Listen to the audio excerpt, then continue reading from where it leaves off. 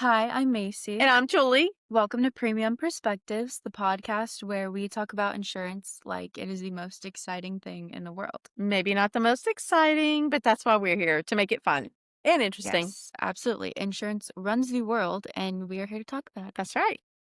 So, we are coming back from summer series, our unrivaled event. It was Yes, we are. so good, and we are so happy to have had all of our partners and agents together. Yes, We had some great sessions. we did. Yeah.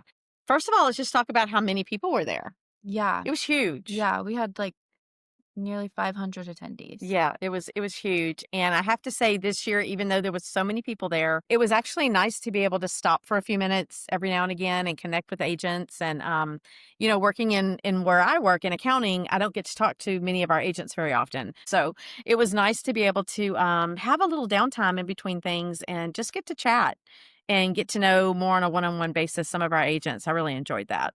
Yeah, and like we said before, like we are still very much in the relationship business. That's right.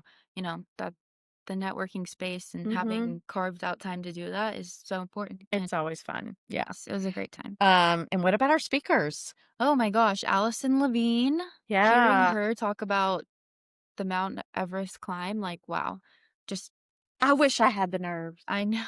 I just don't. I'm afraid of heights, first of all, but just to listen to her talk about how 2 months, Yeah. 2 months on a mountain. Yeah. Mm-mm. And just like I just think of how we live in Texas and I can't even handle the cold. Like, I would be done for. I would be yeah, I And the don't know. suits? Uh, Uh-uh. That is not what I wanna wear all the Unless time. it's pink, I don't know about that.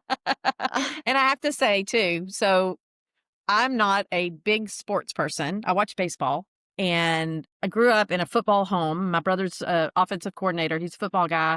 Grew up like that. My mom, my 86-year-old mother, she's going to kill me for saying her age, but she's a huge football person. She can talk football with anybody. When it comes to NBA basketball, I know zilch, nothing about basketball. So I really didn't know who Ernie Johnson was. I had to Google him. After listening to him speak, I am sold. I think that man is amazing. I had to excuse myself twice I know, she from was the sobbing. I was sobbing. I had to literally had to excuse myself from the table twice. His story is unbelievable, and, I'm sending a book to my brother because I want him to read it. Yeah, Yeah. No, I mean, he's an icon for sure. I yeah. mean, kind of in contrast, I grew up watching basketball, and, like, that's huge in my hometown. Uh, And so I did know who he was, mhm, and a lot of my friends were, like, freaking out because, like, I mean, 'cause they all knew who he was. Ernie's on the show with, Yeah, yeah, Shaq and Charles. right? It's a whole big deal, but, I mean, just kind of we can, like, dehumanize celebrities kind Mhm, of, but, like, mhm. I mean, he was just so real and Oh, authentic, he was and, amazing. just his vernacular too and the Oh, rhetoric yeah. that he used was, yeah, just very real and honest, and, Mhm. sometimes that can be hard to come by. Yeah, yeah, speaking to that big of a group and still feeling like it's so intimate and personal, Mhm. it was great. Yeah, Yeah. it was great, and a huge shout out to Joan for putting Oh, that yeah. together.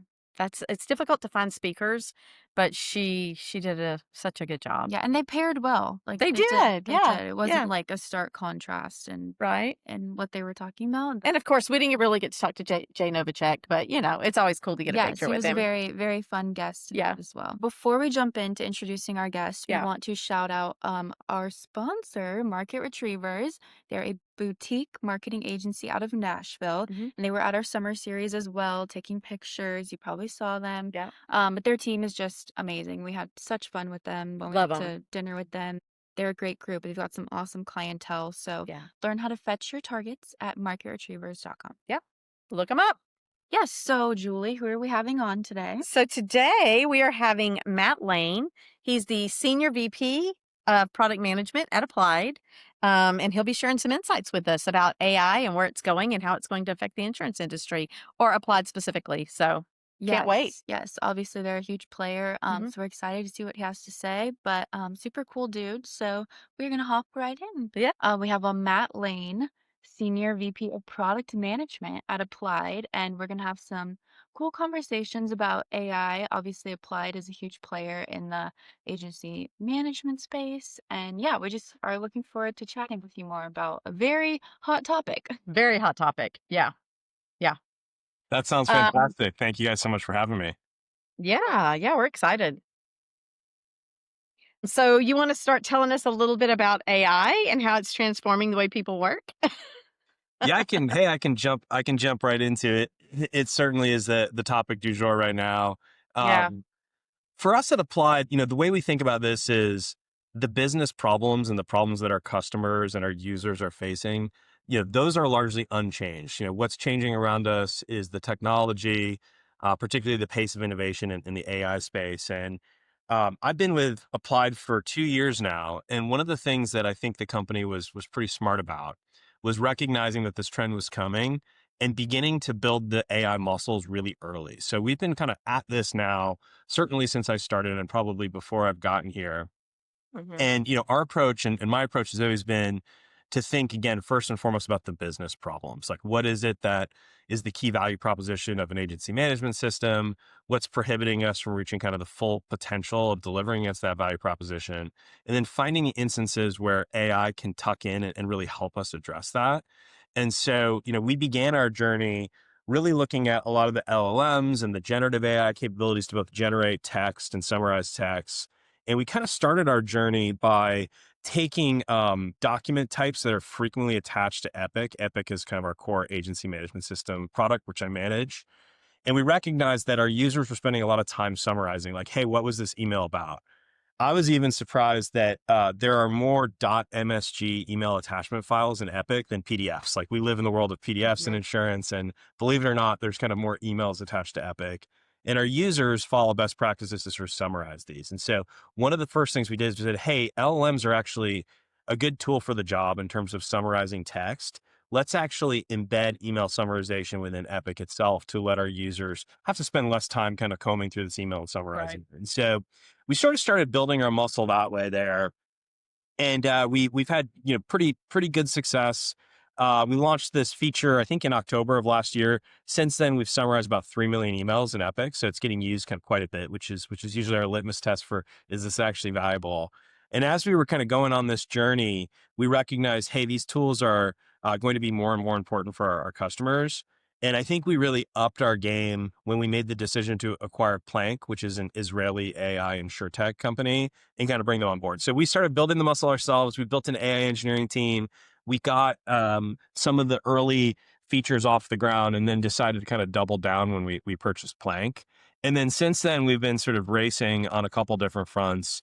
The biggest one is taking some of the technology that the Plank team has built that allows customers to essentially understand the risk profile of a business just by putting in a business name and an address. And we're super excited that we're going to be bringing that to the brokerage customer base in the Hmm. form of Applied Book Builder, which will be going out in GR soon here. So that's going to be one of our first big bangs with building on product that the Plank team had built and delivering it.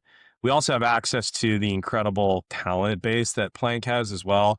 I'm fortunate to get to work with Alad, the CEO and founder of Plank, quite a bit, and he's helping us in the AMS space on some of the core challenges that we find in Epic. Again, a lot of what we do is we try to make sure that we're spending time solving the real business problems, addressing the real value proposition of the product, which is really about operational efficiency for our users and our customers. And so, a lot and my team are hard at work at building products that will allow our users to much more easily find information in Epic across all the different backend tables we have and attachments, as well as answer questions, using the reasoning capabilities of the LLMs to actually answer questions.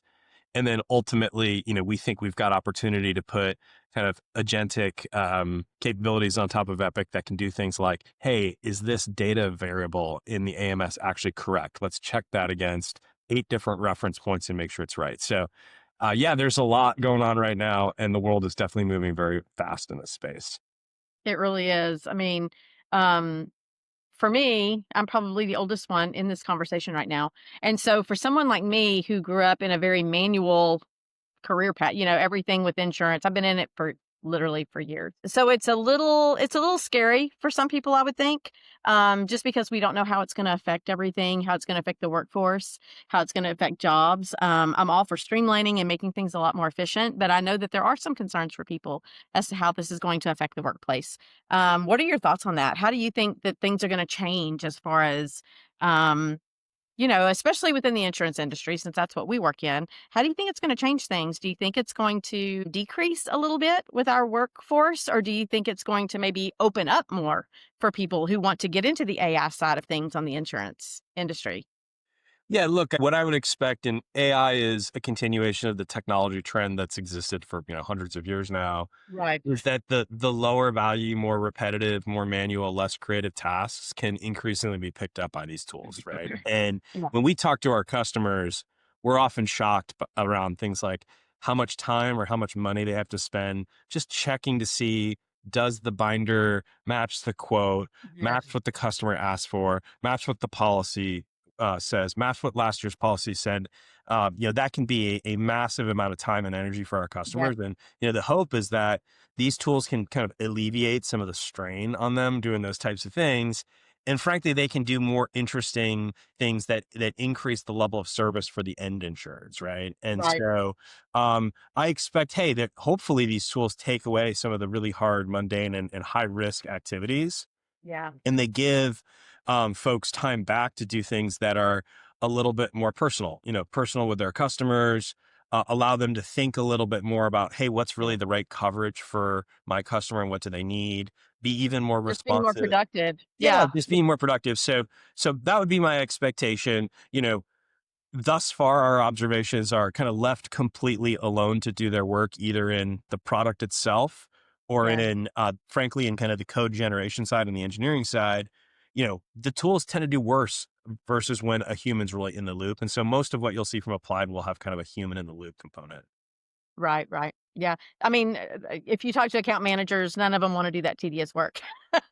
So having to something to alleviate that, and probably have more, effectiveness in making sure everything's correct. Totally, totally. Yeah. Yeah. So I think there's tremendous amount of opportunity there.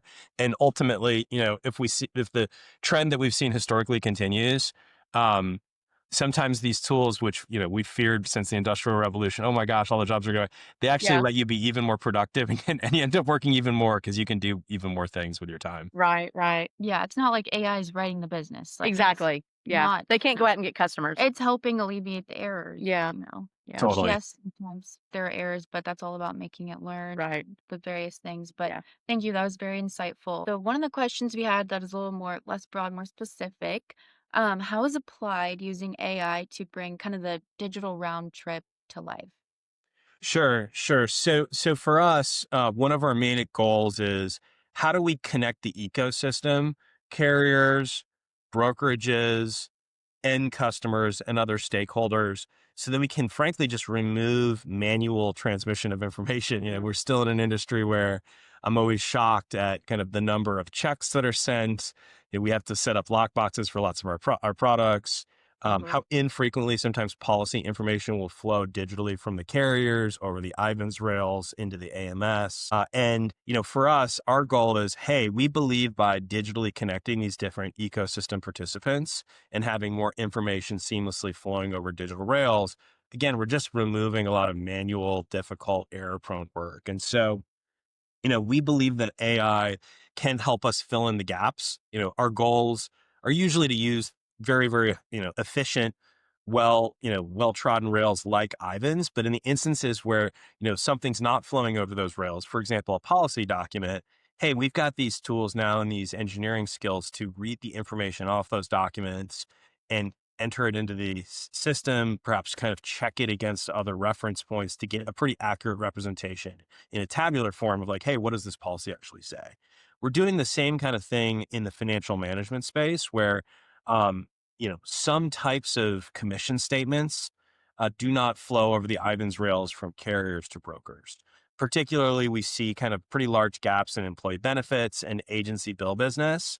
And so for us, what we're thinking about is opportunities like, hey, let's give our users the opportunity to upload those PDFs, CSV, or other types of documents into a user interface where we can then read them, use AI to map and understand the different fields on those, and have them kind of ultimately manifest in Epic like they came over those digital Ivan's rails. And so, for me, I'm always looking and measuring, hey, what are the gaps in that digital round trip of insurance?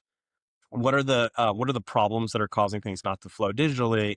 And then, hey, we've got to make hard calls on like, AI is not the right tool for everything, but Yeah. where it is the right tool, let's put it to work and kind of close some of those gaps. Yeah, Yeah. it's not like a Band-Aid solution. So yeah, that's It's not awesome. perfect for everything, right? I Right. am very fortunate to work with incredibly smart and sophisticated engineering leaders, Jason Seraph in Austin, Rich Belanger, and they really understand this technology at such a deep level, often kind of leaps and bounds, certainly above where I am, and sometimes above where most of the general population is, and they help us really dig in and say, ultimately, don't use a shovel to kind of hit a nail. That's not the right tool. So Yeah. making sure we Yeah. match the tools to the problem. Yeah. Yeah. That's really fascinating. How do you see AI innovating in the commercial line space to create submissions and underwriting of the future? When we look at what's going on in the commercial line space, some of the problems that we tend to see are things like, hey, I've got a bunch of information in my agency management system. There's multiple different ways with which I'm submitting things to carriers. And often there's a tremendous amount of kind of manual data entry involved in Yeah. moving things from the agency management system into the submission. We often also see that uh, within those different methods to submit information to the carrier, it's often kind of like a one-way street. Like you send things to the carrier responds, review them. So we're thinking about ideas around, hey, could we create sort of a unified area where there's collaboration between the broker and the carrier?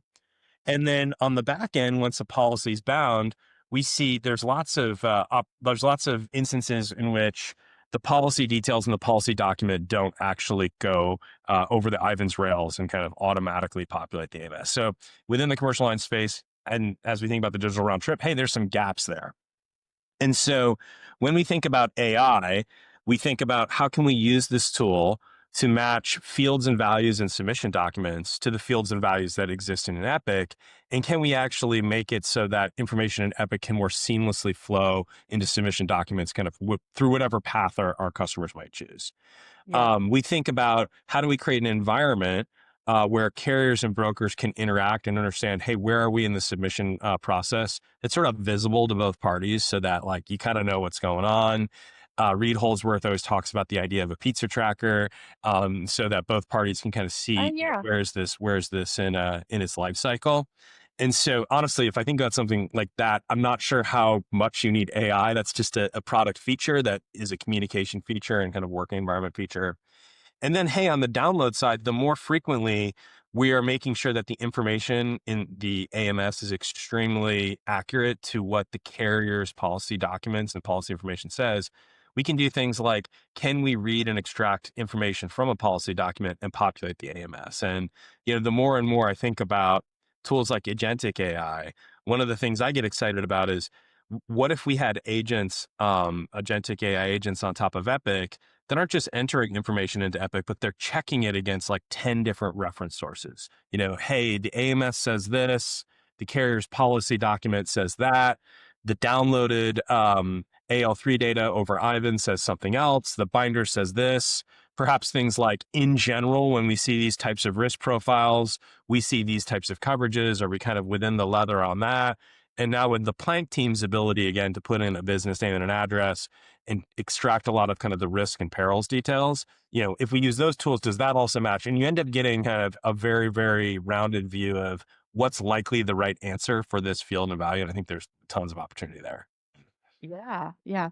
Yeah. I'm thinking about, these poor account managers who have a commercial account I mean, there are some that are just massive, that can take them, months to get through for a submission. So yeah, I can imagine how that would alleviate a lot of their time.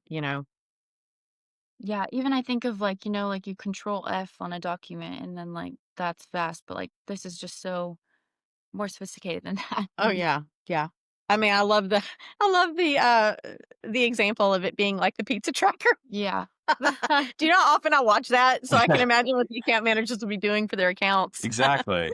Yeah, that's great. Yeah, that makes me think too, like when you online order something and it's like shipped Where is it? after yeah. It's like, Yeah, that might be even a more kind of current example of this. Like, is my Yeah, food right. actually on the way or is it still in the kitchen? right. Okay. Next. So how do you see applied using AI in the future? And kind of similarly, where do you think AI is going to kind of make its greatest impact in the coming year? Yeah. So, I mean, I think on the AI front, like I said, we were really smart, and I credit our CEO Taylor a lot with this of kind of seeing this wave coming and starting to build the muscle before it was fully understood exactly how this is going to work. And so I feel like we have built that muscle internally, and then bringing on the Plank team kind of put it on steroids, right? And so now we've got, I really think about AI engineering and data science as one and the same, of kind of the same engineering process that we go through just to build features in Epic or in CSR 24. So for us, I think we're just going to continue to do the same things we've been doing for 40 years now with a whole new set of tools that in some instances can be incredibly valuable, right? So, in the feature set, um, I look at things like, wow, our account managers and our CSRs, they actually spend a tremendous amount of time every day answering questions from end insureds, questions from carriers, questions from producers, questions from other internal stakeholders. They spend a lot of their time getting questions, emails, phone calls, probably text messages, and then having to go into Epic and find the information in order to answer them. And so I think about features like, well, what if we could give them the ability to just ask that question to the system itself? The system could find the reference documents needed to answer that, could surface a natural language answer to the question with all the references so they can check, does this actually make sense? And so, I see us continuing down of embedding AI kind of deeply into our products. Like we've already begun doing that. I would expect us just to accelerate that in the coming years.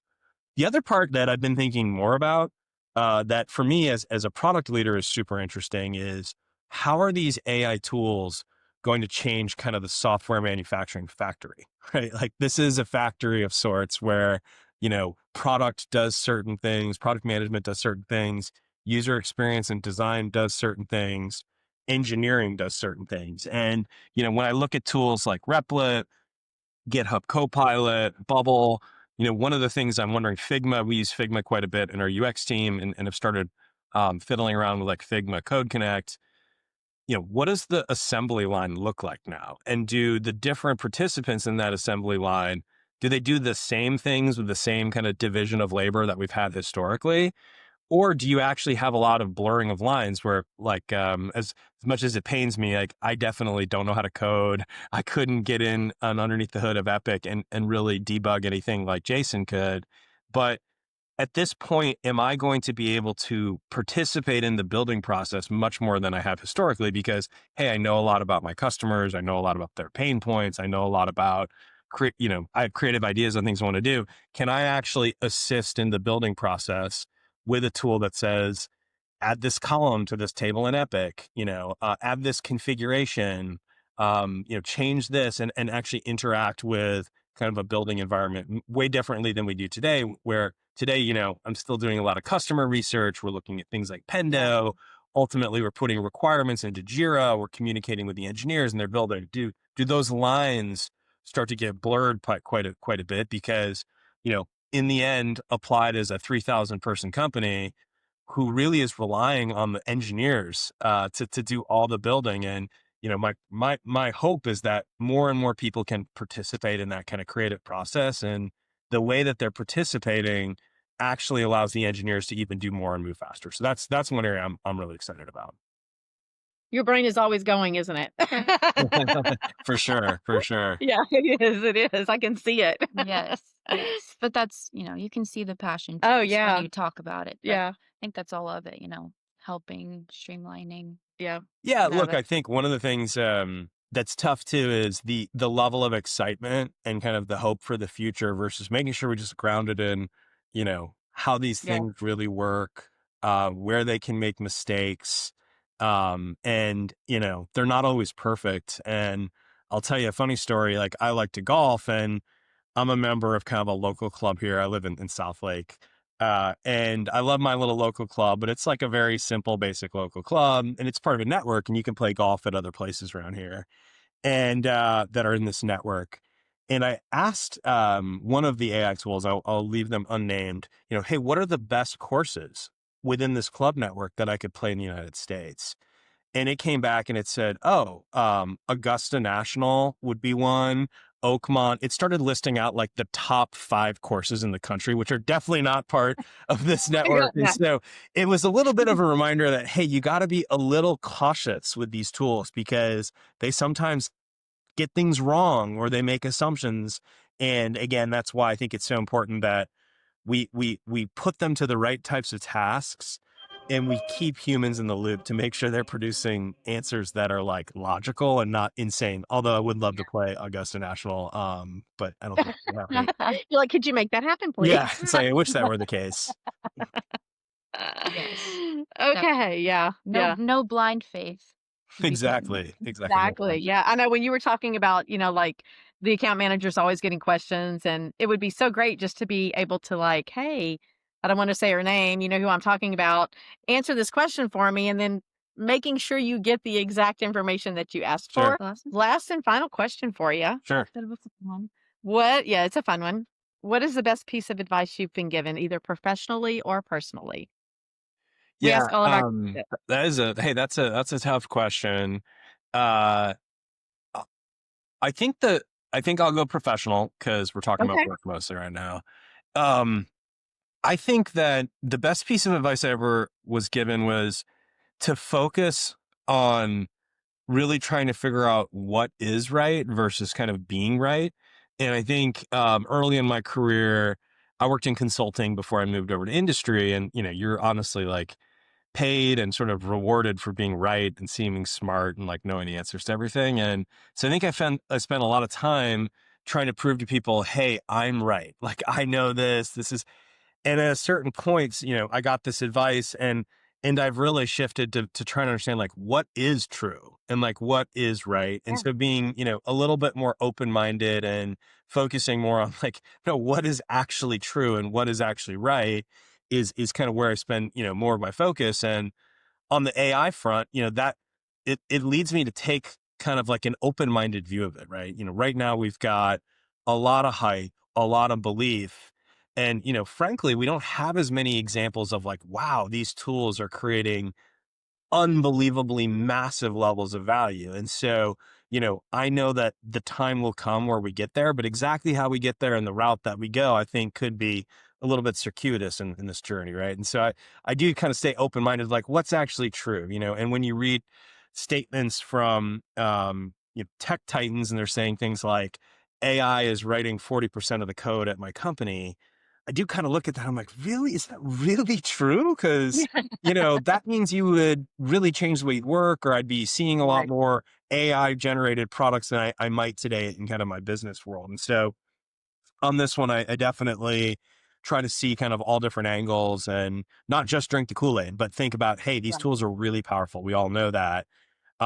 What really works very well? Where is their actual customer and user value? And being kind of open-minded to seeing lots of different positions on it. That's kind of where I net out on this. Yeah, I like that. That's good. Yeah. I think we all should stay open-minded about it, Yeah. we can't stop it, it's coming, it's the change is coming, so, I think that's great that we all need to stay open. Yeah, definitely. Yeah. Yeah.